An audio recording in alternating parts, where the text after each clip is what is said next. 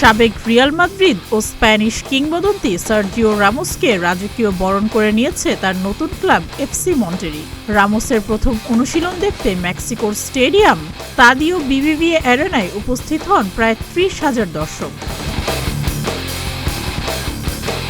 Real কিংবদন্তি আসবেন মেক্সিকোতে খবরটা প্রচার হওয়ার পর থেকেই রামোসের প্রথম অনুশীলন দেখার জন্য এফসি মন্টেরি সমর্থকদের যেন তর্স হয়েছিল না। ধীর পায়ে স্প্যানিশ গ্ল্যাডিয়েটর মাঠে প্রবেশ করে ২ হাত নেড়ে ভালোবাসার জবাব দেন। রামোস যেন ২ হাত নেড়ে বুঝিয়ে দিলেন ভালোবাসার জবাবটা তিনি মাঠেই দেবেন। বিবিভিএ অ্যারেনায় ৩০,০০০ সমর্থকদের সামনে রামোসকে পরিচয় করিয়ে দেন ক্লাবটির সভাপতি অ্যান্টনিও নোরিয়েগা। এ সময় স্লোগানে প্রকম্পিত হয়ে ওঠে চারপাশ, ওলে ওলে রামোস রামোস।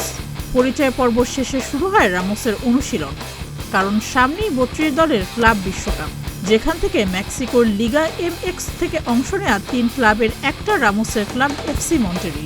আপাতত ক্লাবের ৯৩ নম্বর জার্সি পরেই খেলবেন সার্জিও রামোস। গত জুন থেকেই ক্লাববিহীন ছিলেন বিশ্বকাপ জয়ী স্প্যানিশ ডিফেন্ডার। গুঞ্জন উঠে সব ধরনের ফুটবলকেই বিদায় জানাতে পারেন রামোস, তবে চ্যালেঞ্জ নিতে ভালোবাসেন তিনি, তাই তো এসেছেন মেক্সিকোতে। মেক্সিকোতে কঠিন চ্যালেঞ্জ অপেক্ষা করছে রামোসের সামনে, কারণ লিগা এমএক্সে ধুঁকছে তার দল। ৬ ম্যাচে ১ জয়ে ১৮ দলের মধ্যে তাদের অবস্থান ১৩ নম্বরে।